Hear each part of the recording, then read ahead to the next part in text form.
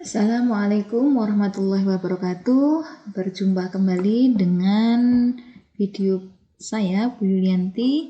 Di sini saya akan menjelaskan tentang prinsip-prinsip kurikulum.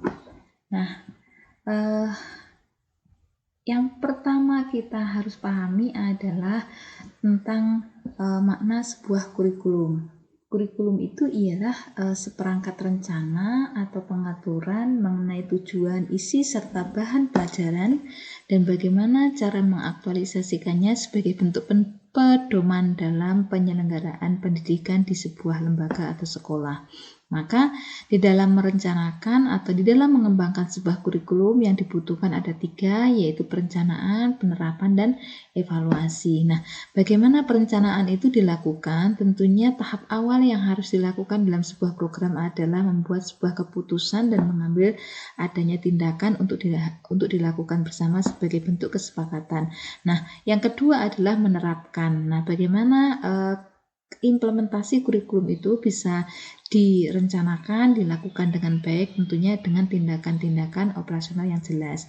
Nah, supaya paham atau mengerti dengan output atau hasil yang telah dilakukan, maka perlunya evaluasi kurikulum di akhir pengembangan tersebut. Nah, maka ada beberapa tujuan kurikulum, diantaranya adalah sebagai suatu program kegiatan yang terencana, dan kurikulum juga sebagai hasil belajar yang diharapkan. Kurikulum juga sebagai reproduksi kultural, ya, karena sekolah sebagai bentuk manifestasi pengetahuan dan nilai-nilai yang terpenting untuk generasi penerus, dan kurikulum juga dimaknai sebagai kumpulan tugas dan konsep diskrit, ya, yang artinya adalah bisa berdiri sendiri untuk mencapai sebuah tujuan dalam pelajaran tersebut. Nah, bagaimana dengan kurikulum sebagai makna kurikulum lama dan kurikulum baru gitu ya. Nah, di sini ada beberapa gambaran yang disampaikan oleh Profesor Dr. Umar Hamalik, ya. Ada perbedaan kurikulum lama dan kurikulum baru, diantaranya adalah kurikulum lama ini berpusat pada mata pelajaran yang diajarkan secara terpisah, sedangkan kurikulum yang baru berpusat pada banyak mata pelajaran yang mana sifatnya adalah terintegrasi dan dikembangkan dalam kegiatan ekstrakurikuler. Oke, nah dalam kurikulum ini tentunya ada banyak tahapan-tahapan yang dilakukan oleh pelaku atau pengembang kurikulum, diantaranya adalah peran konservatif, peran kritis dan evaluatif, peran kreatif. Nah, bagaimana fungsi kurikulum? Nah, fungsi kurikulum itu tentunya adalah untuk menyiapkan atau menyesuaikan diri terhadap lingkungannya, khususnya adalah bagaimana mengantarkan siswa supaya berhasil sesuai dengan apa yang menjadi tujuan siswa sekolah tersebut di situ. Kemudian fungsi integritas adalah mendidik siswa bagaimana bisa mengkolaborasikan dirinya dalam memberikan sumbangan dalam membentuk pribadi yang baik. Demikian juga kurikulum berfungsi sebagai diferensiasi, yang artinya adalah memberikan pelayanan dari karakter peserta didik yang berbeda sehingga mendorong adanya kemampuan kritis dan kreatif, serta kurikulum mempunyai fungsi persiapan yang artinya adalah sebagai bentuk studi lanjut untuk suatu jangkauan atau tingkatan pembelajaran. Nah, ini nanti dari fungsi atau peranan tersebut tentunya ada beberapa prinsip-prinsip kurikulum. Nah, prinsip-prinsip kurikulum, ya, kenapa perlu prinsip? Karena sebuah lembaga tentunya akan berkembang ketika ada dasar yang menguatkan. Nah, salah satunya adalah prinsip pengembangan kurikulum.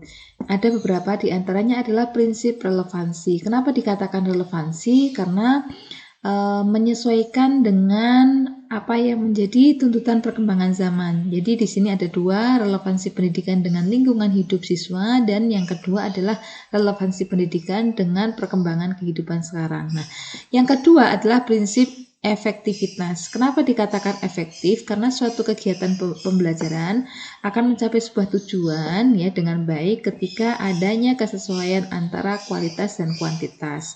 Nah, kuantitas dari pertemuan dan kualitas dari apa yang diberikan atau yang dilakukan dalam kegiatan pertemuan tersebut. Nah, Prinsip efisien, ya, efisien itu mengusahakan agar dalam mengembangkan sebuah kurikulum tentunya ada kesesuaian antara efisien biaya, waktu yang dikeluarkan atau waktu yang digunakan serta sumber-sumber yang optimal sehingga bisa menghasilkan capaian yang jelas. Nah, prinsip kontinuitas tentunya dalam melaksanakan sebuah kegiatan adanya kesinambungan yang baik ya.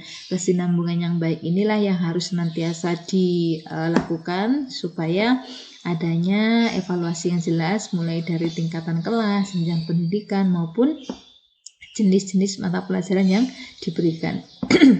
Nah, selanjutnya adalah prinsip fleksibilitas. Nah, sebuah kurikulum tentunya harus mengikuti apa yang menjadi budaya manusia itu sendiri. Nah, ya, istilahnya adalah tidak kaku. Artinya adanya semacam ruang gerak yang berikan sedikit kebebasan dalam bertindak, bagaimana guru mengekspresikan pengetahuan dan pengalamannya di dalam mendidik siswa dan bagaimana siswa juga mencurahkan ya, mengaktualisasikan pengalaman atau sumber-sumber yang didapatkan selama belajar sesuai dengan usia siswa. Nah, oke, itu tadi terkait dengan prinsip-prinsip pengembangan kurikulum. Kita akan bertemu lagi pada video selanjutnya tentang pendekatan-pendekatan dalam sebuah kurikulum. Semoga bermanfaat. Mohon maaf kalau ada kurangnya. Tetap semangat, salam sehat dan salam bahagia. Assalamualaikum warahmatullahi wabarakatuh.